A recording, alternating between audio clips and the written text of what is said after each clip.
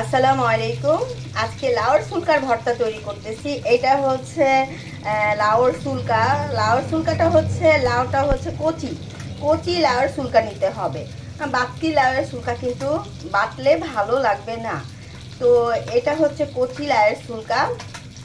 ফুলকাটা ভালো করে ধুয়ে পরিষ্কার করে তারপরে ছোট ছোট করে পিস করে কেটে আমি ভাপ দিয়ে নিয়েছি, মানে সিদ্ধ করে নিয়েছি। মেন কথা, সিদ্ধ করে আমি ধনিয়া পাতার যে গোড়া থাকে, ধনিয়া পাতা গোড়া গোড়া দিয়ে ভালো করে বেটে মিহিন করে নিয়েছি। তারপরে এখানে হচ্ছে রসুন আর কাঁচামরিচ তেলে ভাজা নিয়েছি, সরিষার তেলে আধা ভাজা করে আধা বাটা করে, মানে অর্ধেক বাটা করছি। আর এইখানে পেঁয়াজটাও হালকা ভাজা করে অর্ধেক বাটা দিছি, মানে এটা মুখে লাগবে, এজন্য বেশি বাটা করিনি। বেশি বাটলে পেঁয়াজটা মজা লাগবে না।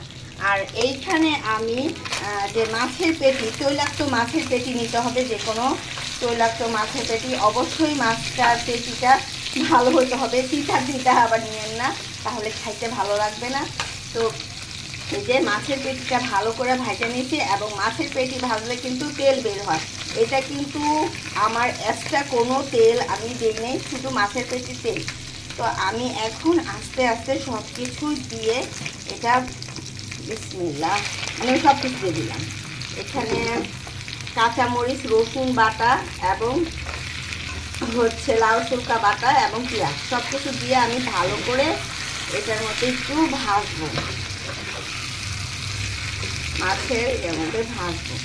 এত মজার হয় এই লাউ ফুলকার ভর্তাটা, কি বলবো, আলহামদুলিল্লাহ। মানে যারা খান নাই লাউ ফুলকার ভর্তা, এভাবে একবার তৈরি করে খেয়ে দেখবেন, তাহলে হয়তো বুঝবেন যে কতটা মজা হয়েছে।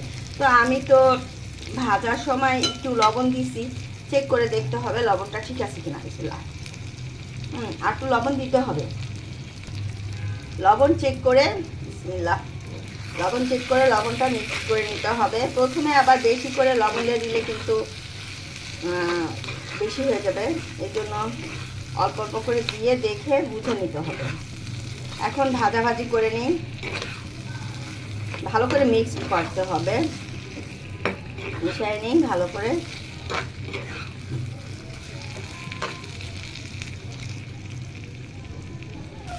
আমি অনেকক্ষণ লাড়ালাড়ি করলাম, এটা দেখানো হয় নাই, কারণ ভালো করে ভাজাভাজিটা করতে হবে। তো এখন ভাজাভাজিটা প্রায় শেষ পর্যায়ে, কিন্তু আমি কিন্তু সরিষার তেল দিয়ে কিন্তু সব ভাজছি। এখন একটু কাঁচা সরিষার তেলের ফ্লেভারটা না হলে কেমন হবে।